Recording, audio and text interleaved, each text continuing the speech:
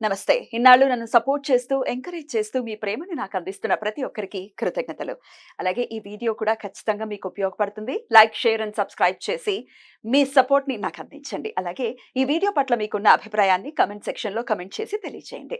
ఇప్పుడు వీడియోని చూద్దాం. నమస్తే. Welcome to our channel. నేను పద్మిని. ప్రస్తుతం మనతో పాటు ప్రముఖ ఆధ్యాత్మికవేత్త, ఆస్ట్రోన్యూమరాలజిస్ట్, వేదిక్ వాస్తు స్పెషలిస్ట్, శ్రీ విద్య మరియు హనుమత్ ఉపాసకులు, బ్రహ్మశ్రీ డాక్టర్ సిస్లా జయశంకర్ గారు ఉన్నారు. మాట్లాడతాం. సార్ నమస్తే. సార్ ఆయుష్మతి భవ. బాగున్నారండి? బాగున్నానమ్మా, మీరు ఎలా ఉన్నారు? నేను బాగున్నాను సార్. సనాతన ధర్మం అసలు అద్భుతమైనటువంటి అంటే ఇందులో పుట్టడం అనేది నిజంగా అదృష్టం. ఎందుకంటే ప్రతి విషయాన్ని ధర్మబద్ధం చేయటం అనేది ఈ ధర్మంలోనే ఉంది. కామాన్ని కూడా ధర్మబద్ధం చేసి వివాహ వ్యవస్థని పటిష్టం చేస్తూ ఆ వివాహ వ్యవస్థను ఏర్పరిచినటువంటి తీరు కూడా అమోఘం. అయితే ఈ ఖచ్చితంగా మరి పెళ్ళయిన తర్వాత శారీరకంగా ఖచ్చితంగా సుఖం కోసం ఉంటుంది. ఖచ్చితంగా ఏ జీవికైనా ఉంటుంది కామం అనేది. అయితే ఒకరి ఇష్టంతో సంబంధం లేకుండా ఇబ్బంది పెట్టేటటువంటి భర్తలు ఉండొచ్చు. లేకపోతే అసలు కొన్ని కాల్స్ వస్తూ ఉంటే బాధ అనిపిస్తుంది. ఎందుకంటే వాళ్ళు ఎవరితో చెప్పుకోలేరు. ఇప్పుడు తోడబుట్టిన వాళ్ళతో ఆ ర్యాపో ఉండొచ్చు, ఉండకపోవచ్చు. తల్లిదండ్రులతో చెప్పుకోలేకపోవచ్చు.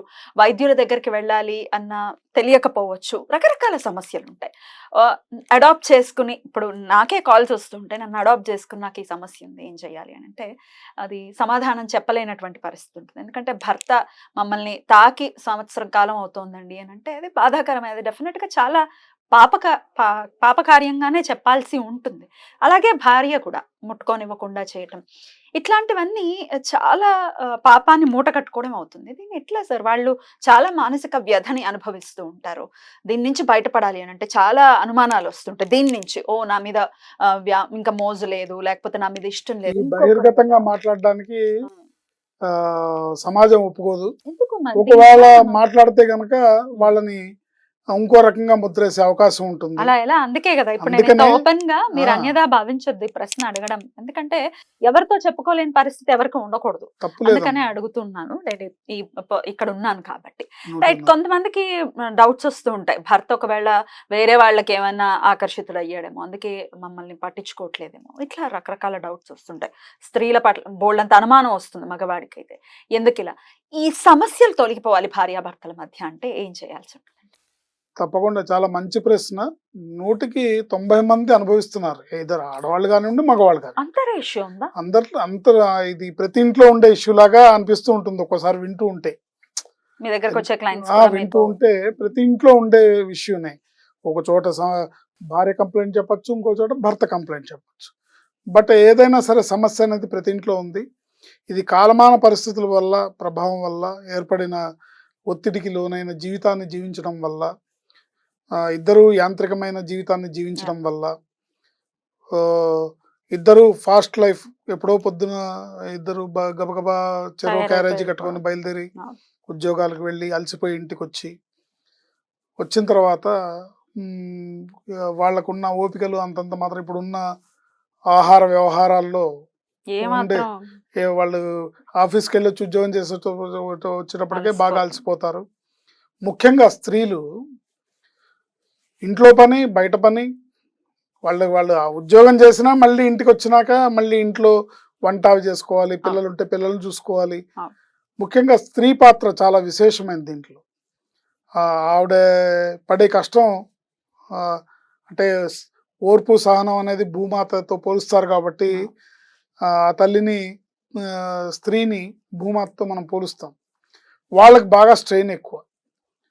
ఈ సందర్భంగా అసలు ఈ కార్యక్రమాన్ని వక్రగతిని పట్టించి తప్పుగా మాట్లాడుకునే వాళ్ళు చాలా మంది ఉంటారు. కానీ దీనికి ఎవరికైనా సరే భార్యాభర్తల మధ్యలో ప్రాబ్లం ఉంటే కూర్చోబెట్టి ఒక పెద్ద మనిషి అనేవాళ్ళు ఎవరైనా సరే అంటే పాజిటివ్గా మాట్లాడి సమస్యను విశ్లేషణాత్మకంగా చెప్పే వాళ్ళు ఎవరైనా ఉంటే వివరిస్తే వాళ్ళ మధ్య ప్రాబ్లం వెళ్ళిపోతుంది. దాన్ని బూతులా మాట్లాడే వాళ్ళు కొంతమంది ఉంటారు.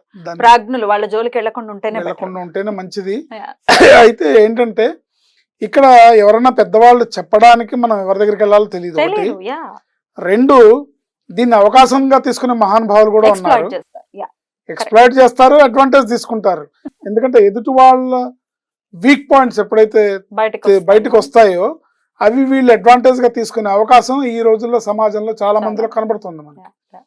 ఎందుకంటే ఇక్కడ ఒక విధంగా చూస్తుంటే ఇది ఈ కార్యక్రమాన్ని రతి కార్యక్రమం అన్నాం అనుకోండి. రతి అంటే అర్థం ఏంటంటే లీనమయ్యేది అని అర్థం. లీనమయ్యేది అంటే ఒక భక్తుడు భగవంతుల్లో లీనం అవటం. ఏంటి భగవద్రతి అంటారు దాన్ని. అంటే పరిపూర్ణంగా ఇమ్మర్స్ అయిపోయి ఆ భగవంతుల్లో భగవంతుడు అంటే ఒక రాధాకృష్ణులు ఎలా ఉంటారు అలా భగవద్రతి అంటారు. అలాంటి కార్యక్రమం ఇది కూడా సృష్టి కార్యక్రమం.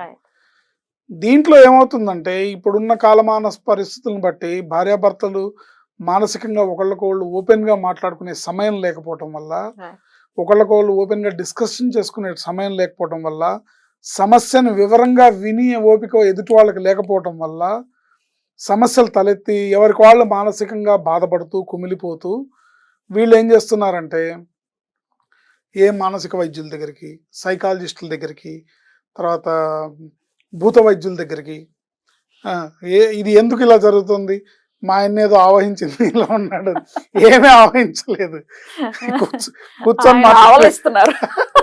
కూర్చొని మాట్లాడుకుంటే పరిష్కరింపబడతాయి ఇవన్నీ. సమస్యని కూర్చొని విశ్లేషిస్తే ఎక్కడ చిక్కుముడుందో తెలిసిపోతుంది. దాన్ని సామరస్యంగా చక్కగా పరిష్కరించుకోవచ్చు. భార్యాభర్తలు ఇద్దరు కూడా ఉన్న సమస్యని ఇద్దరు పాజిటివ్ గా ఒకళ్ళ మాటను ఒకళ్ళు ఓపెన్ గా వినగలిగితే మీ సమస్య మీ మధ్యలోనే ఉంటుంది, 4 గోళ్ల మధ్యలోనే సాల్వ్ అయిపోతుంది.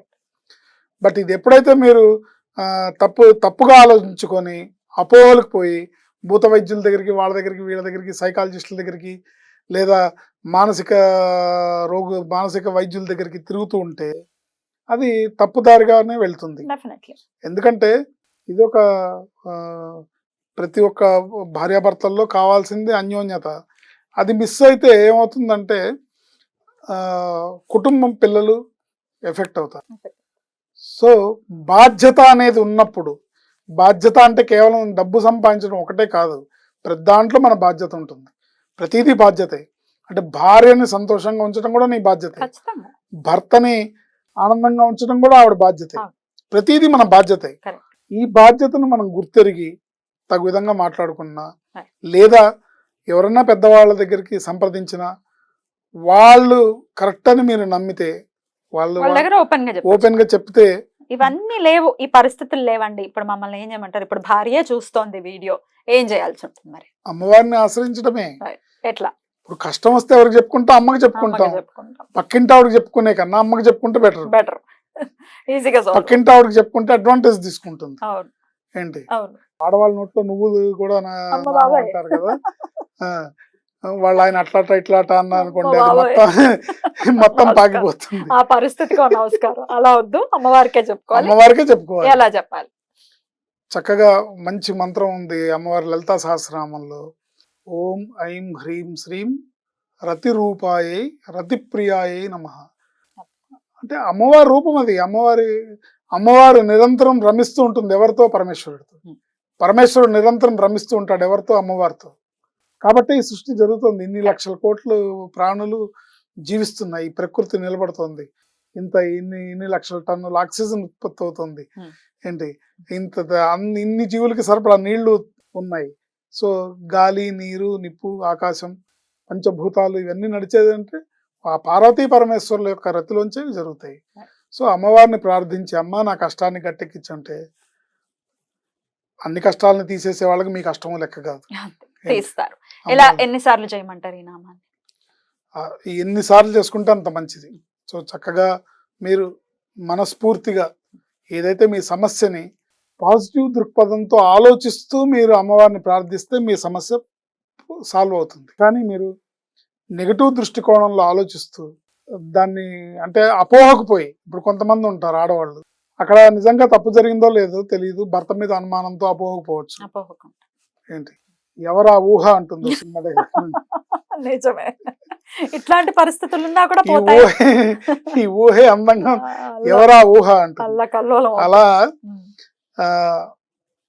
పాజిటివ్ దృక్పథంతో ఆలోచిస్తూ మీ వారి పరిస్థితుల్ని, లేకపోతే మీ ఆవిడ పరిస్థితిని మీరు పాజిటివ్ దృక్పథంతో విశ్లేషించి బాగా అర్థం చేసుకొని ఒకళ్ళకొళ్ళు మనసు విప్పి మాట్లాడుకుని సాల్వ్ అయిపోతుంది. లేదా ఇది అవ్వట్లేదు, మా వల్ల కావట్లేదు అనుకుంటే అమ్మవారిని ఆశ్రయిస్తే మీ సమస్య తీరుతుంది. తీరు. ఓం ఐం హ్రీం శ్రీం రతిరూపాయై రతిప్రియాయ నమః. ఆ. శుక్రవారం నాడు చక్కగా మొదలు పెట్టుకోవాలి.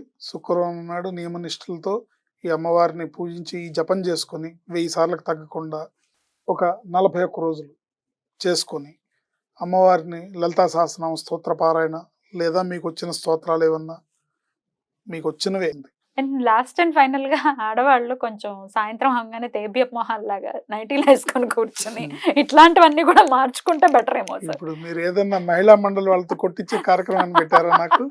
అట్లా కాదు సార్, చిరాగ్గా వాళ్ళు ఎంత కష్టపడి వచ్చినప్పటికీ నేను వాటి జోలికి వెళ్ళను. ఎందుకంటే కాస్త అందంగా అయితే ఉండాలి కదా. మహిళా మండలి సపోర్ట్ కావాలి కానీ నాకు వాళ్ళ మనసుల్లో సరే ఇది నాదే, ఇది నా సజెషన్. నైటీలను వదిలేసి ఉంటే చాలా వరకు ప్రాబ్లమ్స్ సాల్వ్ అయిపోతాయి. రైట్ సార్, చాలా అది బ్యూటిఫుల్. ఎవరికి వాళ్ళకి ఆలోచిస్తే అర్థమవుతుంది. వచ్చేస్తుంది సార్, ఇప్పుడు మనం వస్తుంది. చెప్పాం కదా.